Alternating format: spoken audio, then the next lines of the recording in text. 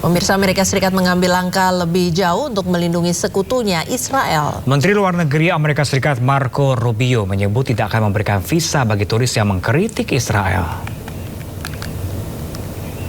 The United States will stand with the Jewish people. We have implemented a vigorous new visa policy that will prevent foreign nationals from coming to the United States to foment hatred against our Jewish community. We are holding international organizations and nations accountable for rhetoric against Israel that resurfaces in the manifesto of monsters like Iran and Sarah's killer.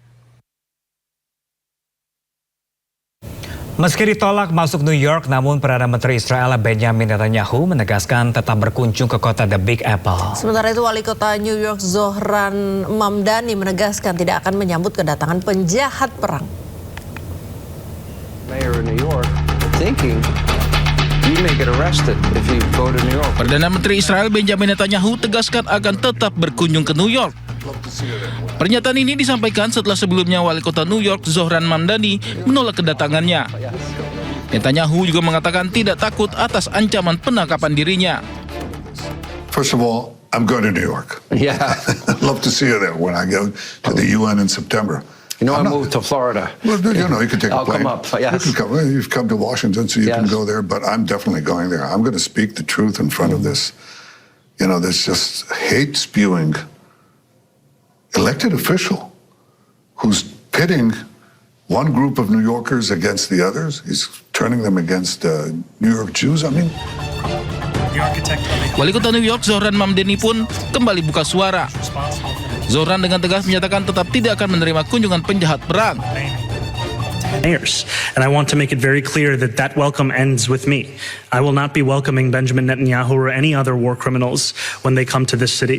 And I do believe that our federal government should join the International Criminal Court and ensure that there is accountability when it comes to crimes against humanity.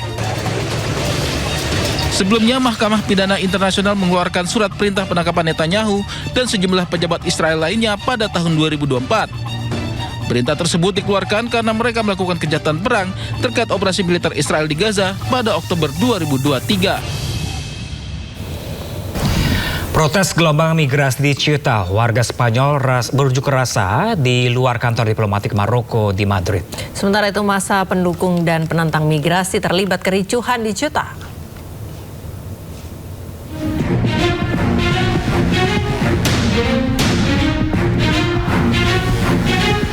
Ribuan demonstran berkumpul di luar kantor diplomatik Maroko di Madrid, Spanyol untuk memprotes krisis migrasi di Ceuta. Para pengunjuk rasa menuduh pemerintah Maroko menggunakan gelombang migrasi untuk menekan Spanyol. Massa juga menyerukan pengawasan perbatasan yang lebih ketat. Aksi protes ini diorganisir oleh beberapa kelompok sayap kanan. Kericuhan pecah saat pendukung dan penentang migrasi warga Maroko saling berhadapan di Ceuta, Spanyol. Demonstran pro-migran mengibarkan bendera Spanyol selama unjuk rasa. Sementara itu, aktivis sayap kanan Vito Quiles meneriakan slogan anti-migran. Polisi anti huru-hara kemudian bergerak untuk memisahkan pihak-pihak yang bersiteru. Demonstrasi ini terjadi setelah 60.000 migran Maroko menyeberang ke Ceuta, Spanyol.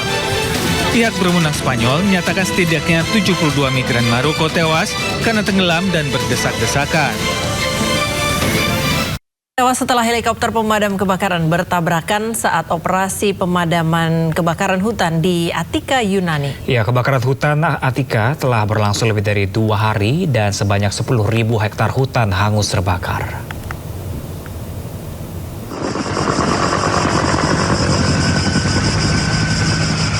Orang tewas setelah 2 helikopter pemadam kebakaran bertabrakan saat operasi pemadaman kebakaran hutan di Attika Barat, Yunani. 2 orang korban merupakan awak helikopter yang tertabrak, sementara 2 awak helikopter lain berhasil selamat. Kedua pesawat tersebut disewa oleh Dinas Pemadam Kebakaran Yunani dan lepas landas dari Pangkalan Udara Militer Elefsina sebelum bergabung dalam operasi penyiraman air di atas kobaran api.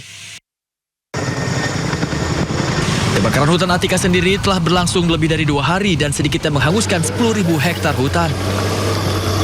Petugas pemadam kebakaran dan sukarelawan bekerja sama memadamkan api dengan didukung pesawat terbang dan helikopter pemadam untuk mempercepat proses pemadaman api. Sedikitnya 500 petugas pemadam kebakaran dikerahkan di seluruh Attika dan Boyotia. Angin kencang yang menerpa wilayah sekitar membuat operasi pemadaman berjalan lambat.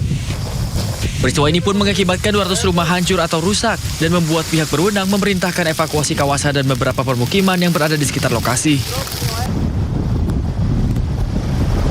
Sementara itu pemirsa, hingga kini kondisi di Selat Hormuz masih panas. Iran membantah adanya kesepakatan untuk membuka kembali jalur perdagangan strategis tersebut.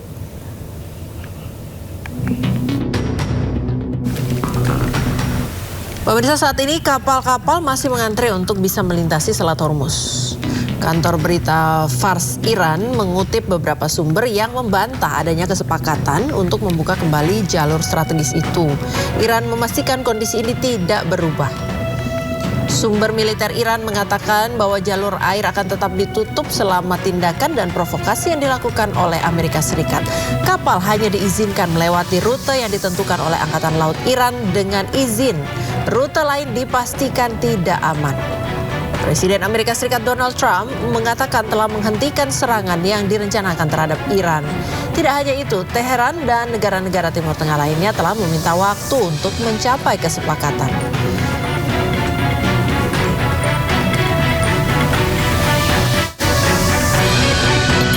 Penjajah Israel kembali melakukan serangan udara di wilayah kota Gaza, Palestina.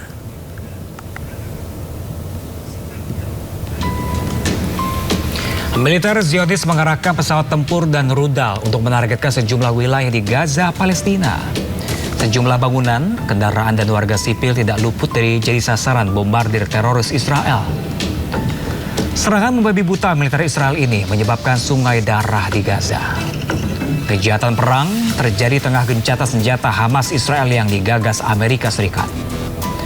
Sejak gencatan senjata berlangsung, 1.250 orang syahid dan 4.110 terluka di Gaza.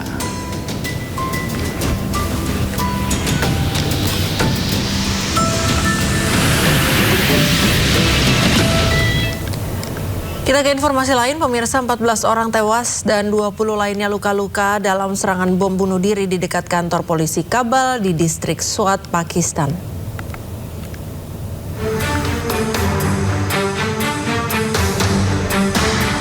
Ledakan hebat akibat serangan bom bunuh diri terjadi di luar kantor polisi Kabul di distrik Swat, Provinsi Khyber Pakhtunkhwa, Pakistan pada hari Minggu.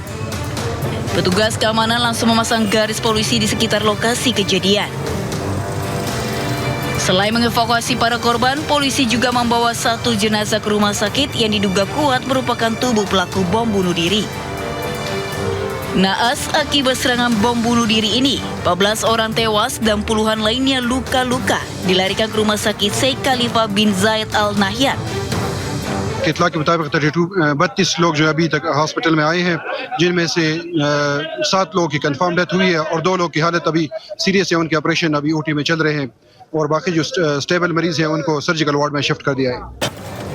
Sebelumnya, pelaku diketahui mencoba memasuki kantor polisi tetapi dihadang petugas sebelum akhirnya meledakkan bahan peledak di gerbang utama. Hingga saat ini, polisi masih menyelidiki siapa di balik serangan bom bunuh diri tersebut.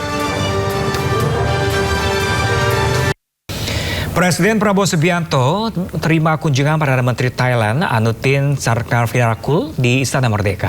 Presiden Prabowo dan Perdana Menteri Anutin dijadwalkan memimpin bersama Leaders Consultation kedua untuk memperkuat kerjasama regional ASEAN. Tiba di halaman Istana Merdeka sekitar pukul 16.30 waktu Indonesia Barat kemarin, Perdana Menteri Thailand Anutin Charnvirakul disambut langsung Presiden Prabowo Subianto. Kedua pemimpin negara ini kemudian menuju ke mimbar untuk menyaksikan upacara penyambutan kenegaraan. Usai upacara penyambutan, Presiden Prabowo dan PM Anutin saling memperkenalkan kedua delegasi negara. Keduanya kemudian melakukan pertemuan tertutup untuk membahas berbagai isu strategis dan juga kerjasama bilateral Indonesia dan Thailand.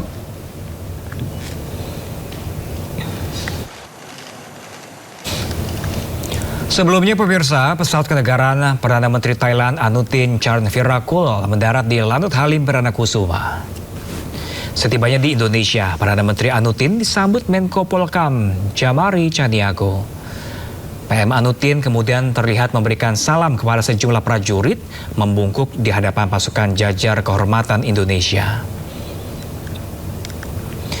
Perdana Menteri Anutin dijadwalkan berada di Indonesia selama 2 hari. Selain membahas kerjasama bilateral, PM Anutin dan Presiden Prabowo juga akan melaksanakan Leaders Consultation kedua untuk membahas kerjasama regional di kawasan ASEAN.